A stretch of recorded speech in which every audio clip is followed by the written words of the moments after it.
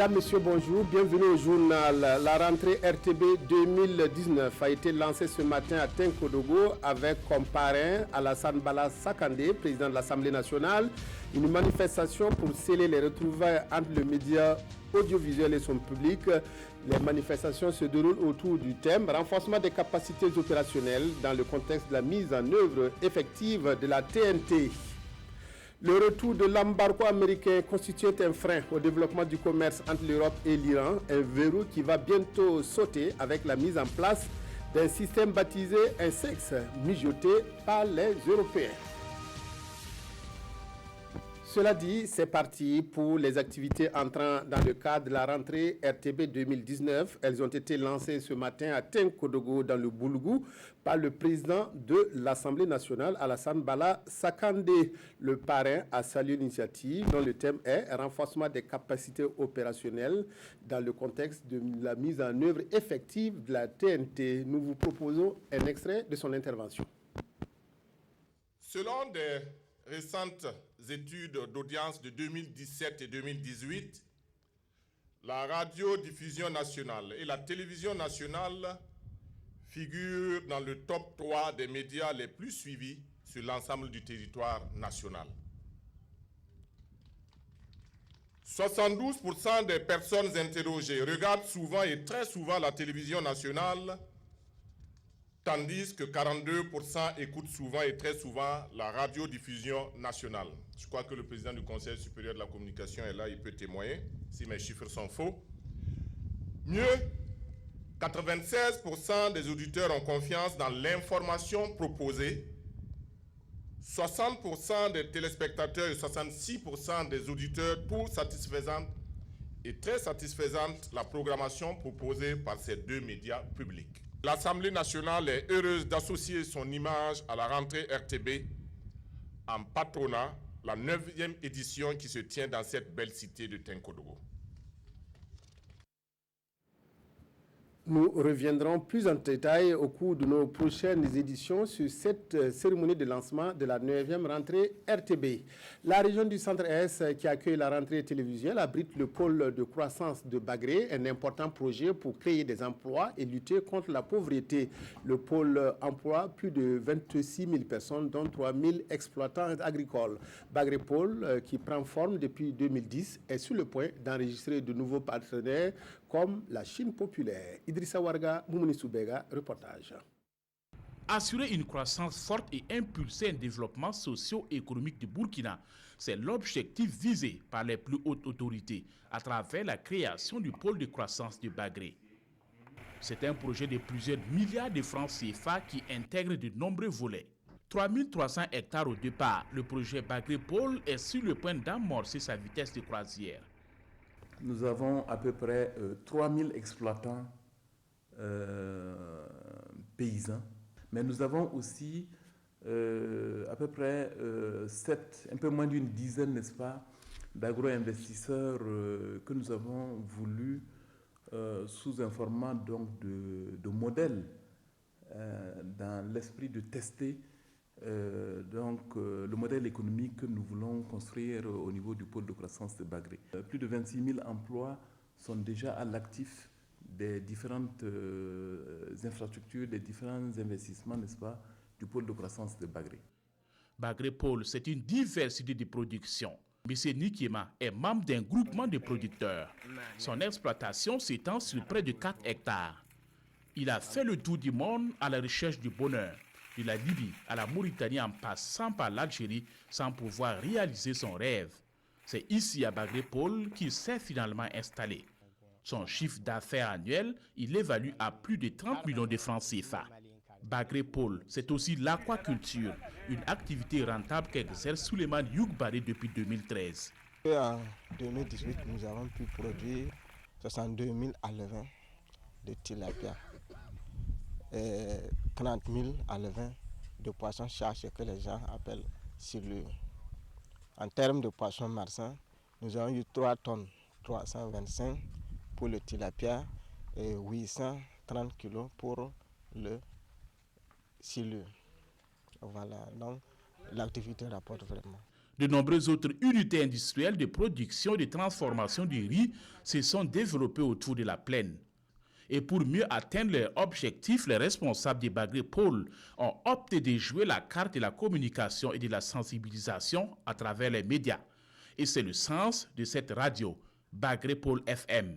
Nous avons par exemple une émission que je peux qualifier de l'une de nos émissions phares, qui est l'heure des producteurs, au cours de laquelle nous invitons les techniciens de l'agriculture, de l'élevage, de la pisciculture et autres, pour qu'ils donnent à nos producteurs des conseils pratiques pour améliorer la productivité et les rendements sur la plaine. La Banque mondiale, la BAD, l'Union européenne, les coopérations belges et allemandes et la Chine populaire sont les principaux bailleurs de fonds de Bagré Pôle.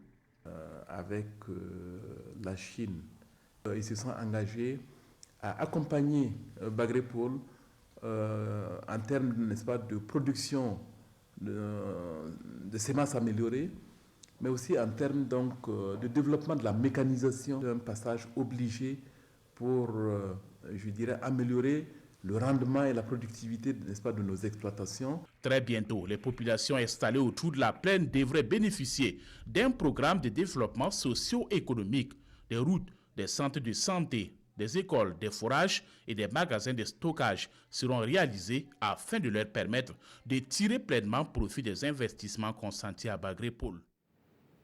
Nouvelle visite sur les sites de déplacés de Barsalgo et Foubé de la ministre de la Femme, Marie-Laurence Ilboulo-Machal, veut être certaine que le dispositif de prise en charge fonctionne normalement. Elle a marqué sa satisfaction pour les réalisations mises à la disposition des deux camps.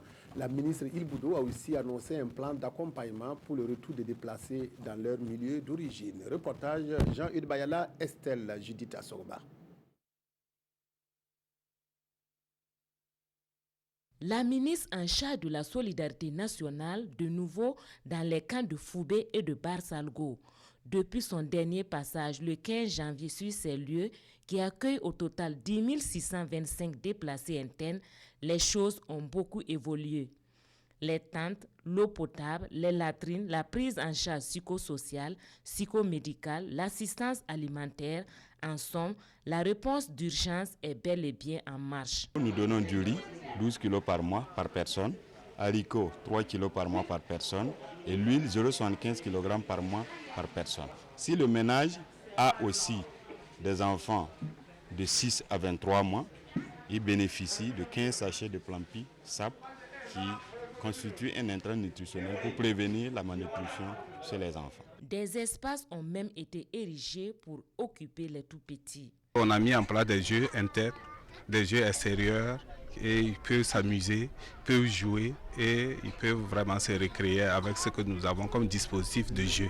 Toutes ces réalisations ont été effectuées en moins d'1 mois et la ministre note avec satisfaction les résultats obtenus. Nous avons vu que c'est en bonne phase. Actuellement, nous avons des petits soucis d'abri parce que l'effectif croît de jour en jour. Donc, nous avons besoin, avec nos partenaires, nous avons commandé des abris qui vont bientôt être mis à disposition. Vous avez vu aussi à Foubé qu'il y a des nouveaux abris qui sont en train d'être implantés. Donc, nous allons continuer dans ce sens. Aujourd'hui, le plan de réponse est à peu près maîtrisé et nous allons entamer la phase de la préparation au relèvement, ce qui veut dire que nous allons commencer à faire déjà les statistiques pour le retour, les statistiques des plans de vie, de comment ils peuvent reconstruire ce qu'ils ont perdu et comment ils peuvent aller se réinstaller chez eux. Le vœu le plus cher de ces personnes déplacées est de retourner un jour dans leur milieu d'origine et le département de Marie-Laurence Ilboulo a déjà prévu un plan d'accompagnement dans ce sens. Nous avons élaboré un plan d'accompagnement budgétisé. Il était à 13 millions, mais compte tenu des chiffres qui montent, nous sommes à peu près à 29 milliards. Et ces 29 milliards, nous avons demandé l'aide des partenaires et du gouvernement. Nous sommes en train de voir pour les mobiliser. Et nous avons des partenaires tels que le système des Nations Unies, avec tous les partenaires qui sont à pied d'œuvre pour accompagner le gouvernement, pour avoir une réponse appropriée selon chaque ménage et chaque individu pour l'accompagnement. La tristesse qui se lisait sur les visages aux premiers instants des événements a fait place à l'espoir. Et les bénéficiaires traduisent ici leur reconnaissance au gouvernement pour les soutiens multiformes. Solidarité aussi envers les forces de défense et de sécurité depuis de longs mois sur le front de la lutte contre le terrorisme. Elle s'est manifestée à Wayugia. Une marche sur 3 km a été organisée à l'initiative du roi du Yatenga pour soutenir les FDS. À la fin de cette marche, une somme de 8 millions de francs a été remise aux FDS et aux déplacés de Yirgou. Zenabou Selenga, Alex Zagré à Wayugia. Place de la nation de Wayugia. C'est une mobilisation pour une cause nationale. La marche de soutien aux forces de défense et de sécurité dans la lutte contre le terrorisme et l'insécurité grandissante au Burkina Faso. Un appel de Naba Kibaro du Yatenga qui a mobilisé toutes les couches sociales de la région. Vraiment, il y a eu une mobilisation de taille. Cela traduit naturellement tout leur patriotisme. Naba Kiba est satisfait pour cet engagement. C'est ensemble que nous pourrons bouter hors de nos contrées les ennemis. Membres de la société civile, autorités politiques et administratives, tous se disent engagés et mobilisés autour des forces de défense et de sécurité pour lutter contre les forces du mal. Sur place, les marcheurs font une collecte de 8 millions de francs CFA comme effort de guerre et remis à la première autorité de la région. Nous, forces vives de la région du Nord, en ce jour 31 janvier 2019, sortons nombreux pour témoigner notre engagement total et notre soutien indéfectible au gouvernement du Burkina Faso, à nos forces de défense et de sécurité, et condamner avec la dernière énergie les stigmatisations communautaires sous toutes ses formes.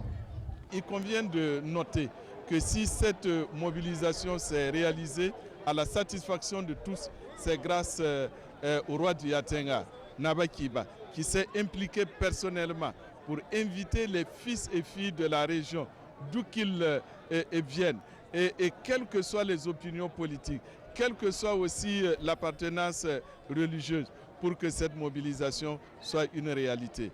Cette marche se déroule au moment où la population de Wayugia se prépare à inhumer les 4 FDS tombés le 28 janvier dernier à Nassumbu.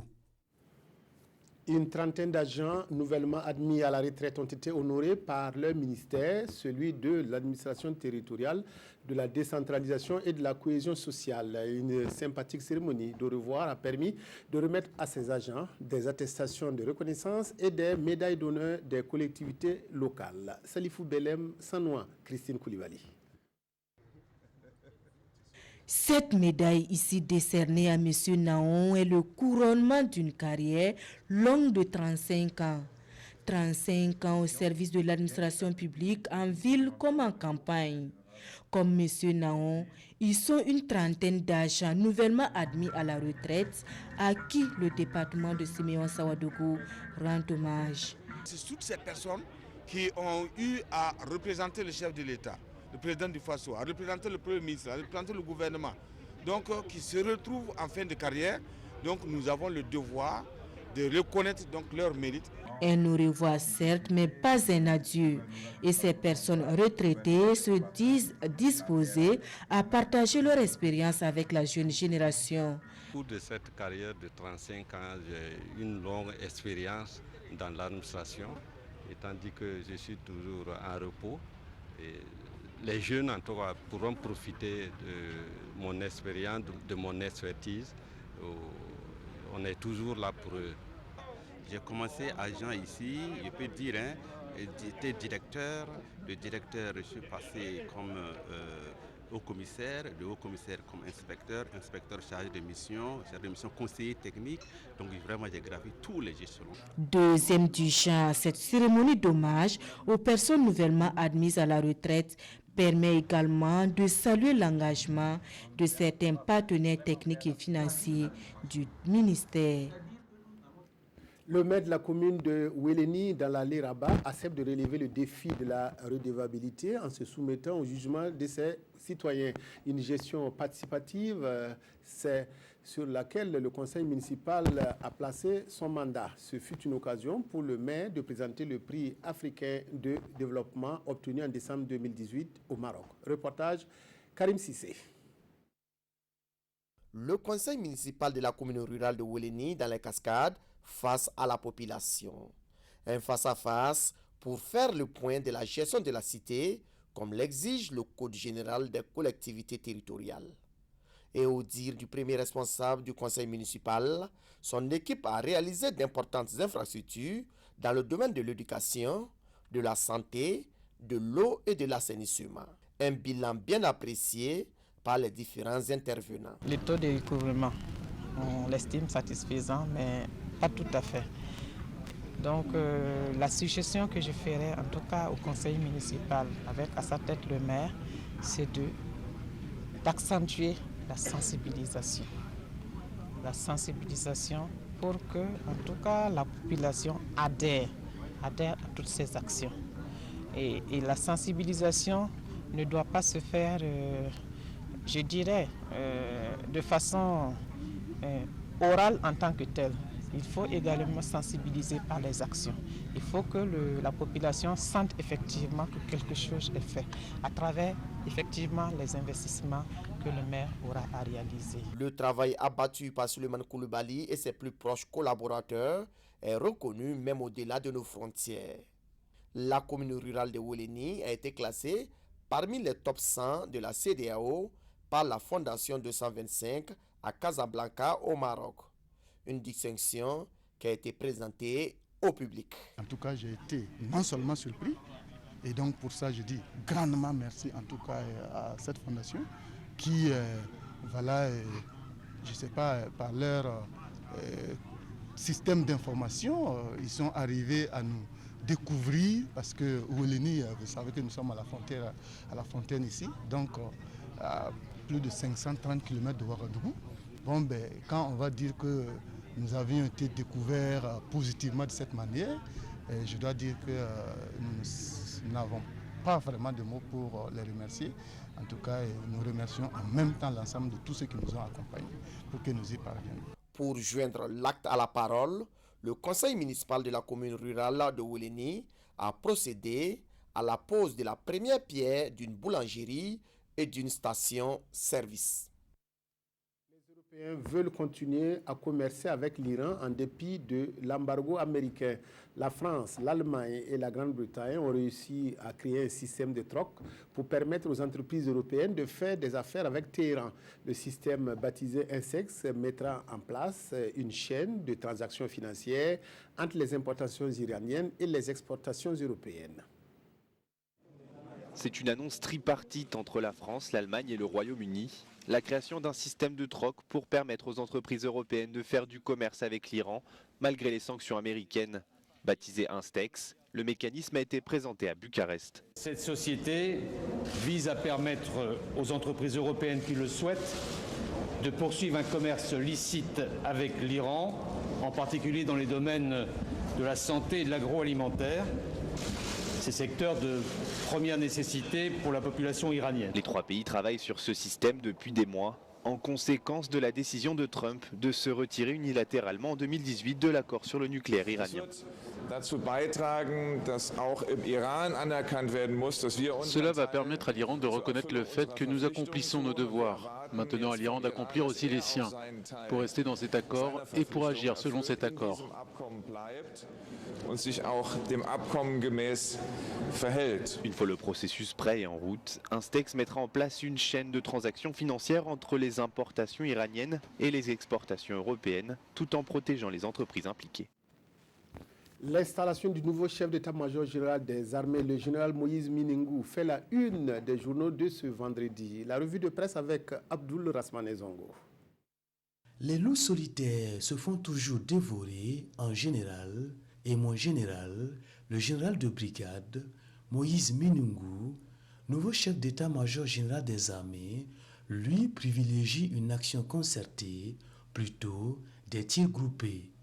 La nuance est détail, comme le relais aujourd'hui au Faso. Seul, affirme le général Minungou, je sais que je ne peux pas y arriver, mais derrière moi, il y a toute l'armée et ensemble nous triompherons. Voilà un message réaliste, humble, fort et de conviction du nouveau CMGA. Aucune compétence n'est à négliger Poursuit le général, toujours dans les colonnes d'Aujourd'hui Faso. Aucune intelligence, civile comme militaire, n'est de trop pour fédérer, je cite, nos capacités de lutte implacable contre le terrorisme. Comme pour dire, corrobore les éditions Le Pays, nous avons l'obligation de gagner cette guerre coûte que coûte. Moïse affiche pour sa part l'observateur, bâton de commandement en main, puisqu'installé ce jeudi 31 janvier à la tête des forces armées nationales, le général de brigade Moïse Minungu s'impatiente les éditions Sidwaya, entre donc en action et face à un contexte sécuritaire difficile, voire préoccupant. Si besoin en était, rappelle l'observateur, un camp militaire a été attaqué et incendié dans la Kompianga la veille de l'installation du général Minungu.